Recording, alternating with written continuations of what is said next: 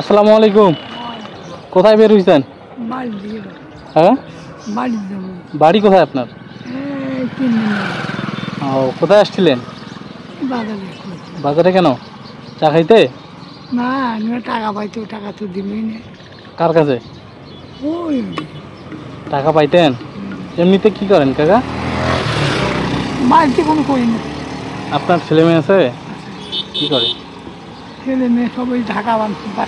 চাকরি করে? একজন চাকরি ও, আপনাকে তো দেখে না, টাকা পয়সা দেয় না? দেয়।